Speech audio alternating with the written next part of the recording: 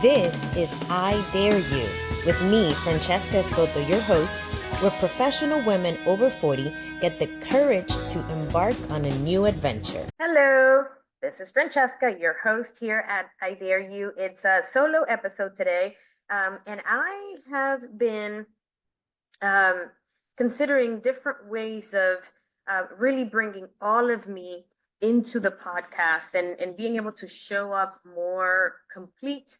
I'm continuing to serve women over 40 professionals who want to use their hard-earned skills to change the world through business. If you want to launch a new adventure, sometimes it starts with moving across the country to do a thing that you haven't done before. Maybe it's a promotion at your job that would give you more money, that allows you to start that second venture, right? So there's always a journey into changing the world through business, and I'm here for all of that.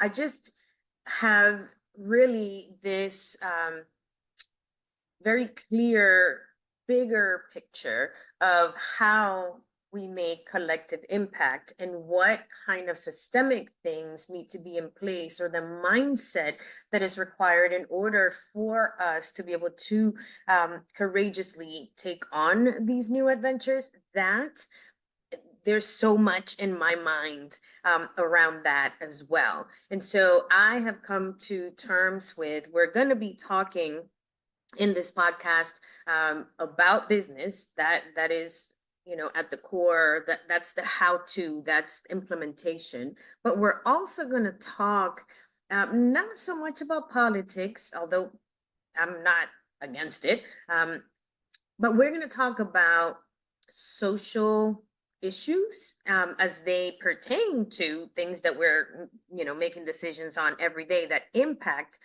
our ability to change the world. And we're going to be talking about spirituality as well. And here is why. Some things are so linked.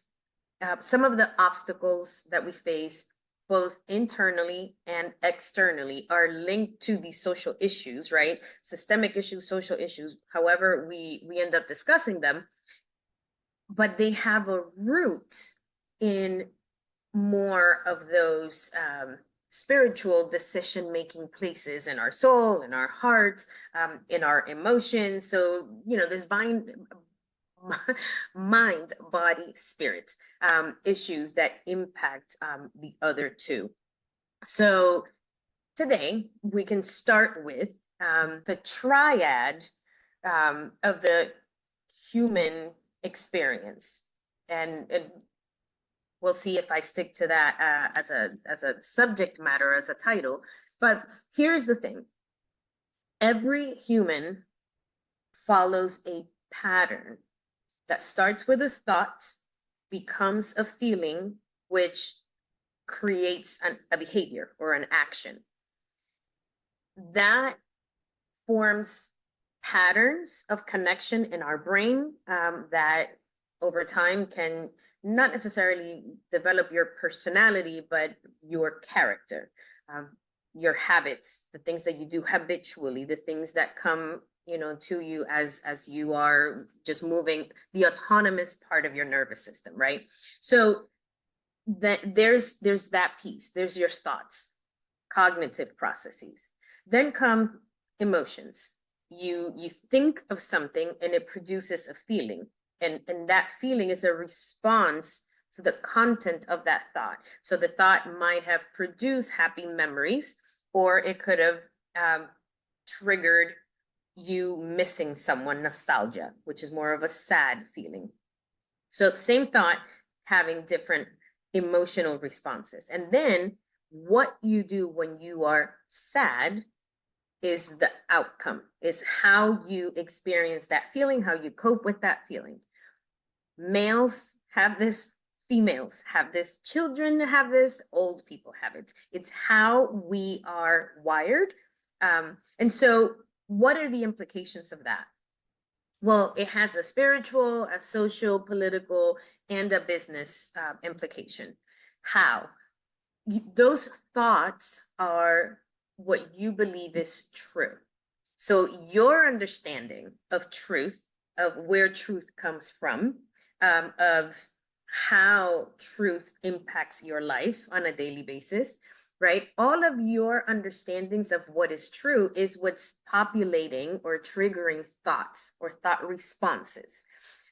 So there's an anchor, there's a part of you that is flexible, like you are very likely to say, for example, oh, I didn't know that the price of eggs was $6. I thought it was $5.50. It didn't require you abandoning a truth with a big T. You could change your mind quickly about it, and there's no emotional response. Maybe there's delight. I'm saving 50 cents, and, well, my math was off there, but you know what I mean.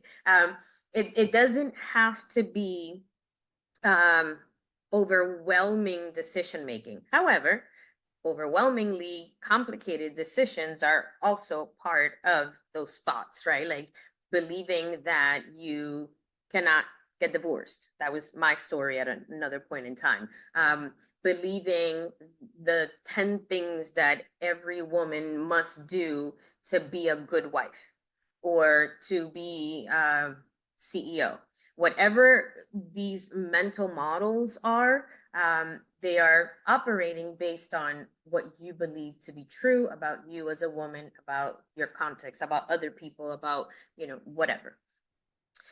The emotions are learned in some ways because, again, those thoughts produce certain feelings, and the feelings are the responses to our values. So if that thought is supportive of your values, then your emotions would respond accordingly. If the thoughts are jarring with your value system, with your truths, then the emotional response to that could be shame, it could be anger, whether it's something you're doing or something that is being done to you, or whatever the context is. That's where the emotional response comes from. Then the behavior. Now here's the behavior will also be a response to that, as we said earlier, depending on how you cope with sadness or how you cope with joy, then that behavior comes back. Every socioeconomic system, in this case, our federal government, our state governments, local governments, what we do as a collective, as humans, what we call the law, is we decide which behaviors are acceptable. So that's one. We also decide which behavior is not acceptable and is punishable. And then there's the piece of that behavior that is not always celebrated. It's not illegal. It's not condemned, by church or whatever. But in some cases, certain people can't do that thing. And some people can, some people can't. And there are social rules. You don't want to see a young child smoking cigarettes. If you see an older person, the same behavior, right? But you're saying it's not okay for this person to do that. It is okay for the other person to do that. So government has the job of modifying behavior through policy and, the law and order piece. And when they do that, they create systems that reinforce certain behaviors and at the same time, therefore, devalue other behaviors in society. That's why we have regulation. That's why we have all of that. So as you can see, regulating emotions is such a hard thing, although it is probably the more powerful way of being able to regulate behavior. So if you can self-regulate and if you can find a way to experience emotions fully while also being in control of your emotional process, that's where the most impact happens, but it's the hardest place to work through because it is a response to a thought. So when we talk about environmental cleanup, I'm bringing it all together, y'all. Hold on. When you're thinking about, environmental cleanup and why can't people change the behavior? Why aren't they recycling more? Then what we're talking about is that chain. There is probably a feeling that is preventing them from making that shortcut to a different behavior, but that feeling is actually based on a thought, a belief that could be true, might be false, who knows, right? But whatever that thought is, it is dominating this chain effect. When we focus on changing feelings, we bring maturity to the individual, right? Emotional maturity, because they can regulate those difficult emotions. When we try to change their thoughts, that's education. And so we go back to like our education system. We talk about government's role in that, in the framing of the, let's call it American thought, right? We say, oh, they're indoctrinating our children. Well, all of education is an indoctrination process. It's a way of deciding what does it mean to be American? What is it that we need to educate our people on? What are we known for? What are the skills we value in this nation? All of that determines curriculum, right? And so we see how these systems kind of at a macro level, the human experience is mimicked, right? There is the spiritual side, there's churches, families, there's institutions that are looking at the values and planting seeds. Then government comes in to regulate that macro experience of the thought process, what do we value? What do we teach? What do we pass on through the generations? What will distinguish Americans? That's that conversation that happens there. Then comes emotional regulation. And this is where a lot of your helping modalities come in, from psychiatry down to all of the different ways that we show up to help each other.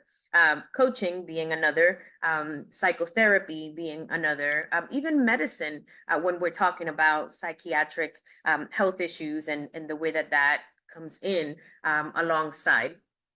And I'm looking at emotional regulation specifically because of that second part of that triad. So when we see how these different modalities can come in, there's a place for innovation there. So when you're thinking of making an impact in the world and how you can make a difference in something that is very meaningful, well, that's one area. That's why there's a lot of demand for therapy and mental health professionals.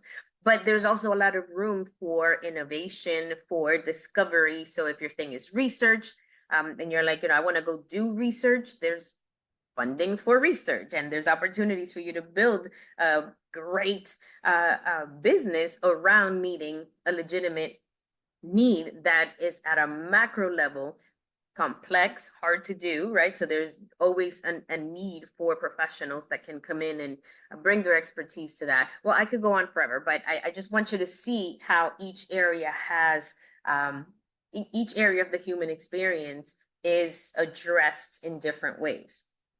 And then we get into behavior modification, also coaching, also therapy. But this is where a lot of other gadgets, devices, and things are helping us cope with the behaviors, the actions that we have to take, from alarm clocks to compression socks, to a product that can do the thing for your hair that will get your hair to behave. That's a biological behavior, right? Like your cells, your biology can function the way you want. And a lot of what the health industry does, even taking a pill, is a behavior change. You're wanting that person to consistently take this medication or take this supplement, when you are wanting people to save money because you want them to develop a certain economic or financial health practice or habit, right? That is all you saying, I want to change behavior. When we make behavioral changes effective long enough, they can have the rewind effect where they go ahead and change how you feel. And therefore, when you travel upward, you are more desensitized. And now that behavior that was drawn by a thought that was very rooted in truth with a big T. Now you're saying, it's a small t. It is more negotiable. Maybe this thing that I thought was true, experience tells me it might not be as true as I thought. And so there is opportunity to make big impact in thinking if you start with changing behavior. The thing is that that's a longer term trip. When you're coming from thought to behavior, that's it can be instant. It takes time, obviously, to change that thought, but the impact is more immediate. When you're working yourself backwards, you have to first develop enough discipline to and stick to itness to the new behavior so that the repeated behavior transforms how you feel enough for you to question with a sense of safety those hard held beliefs that were keeping you from doing the thing in the first place.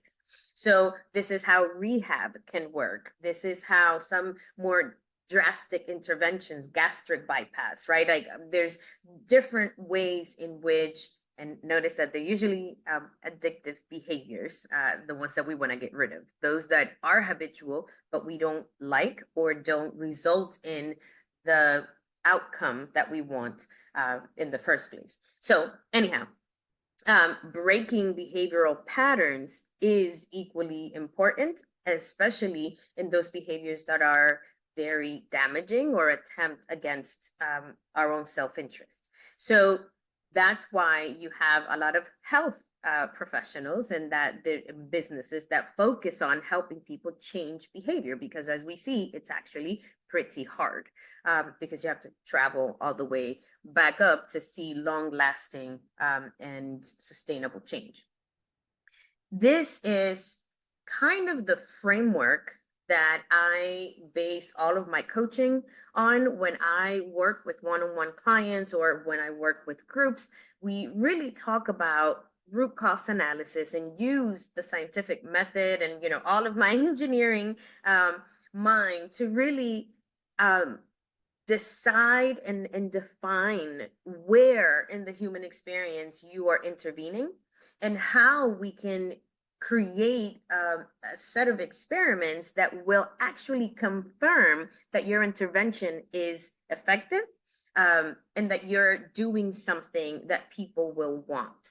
So understanding all of these other pieces is an integral part of you being able to confidently put out an offer into the world that is going to make an impact, is going to make a difference. And with confidence, you can stand behind your product or service and say, this ish works.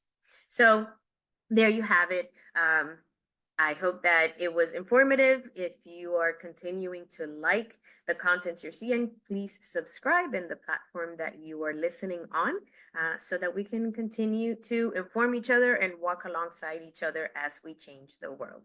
Thank you.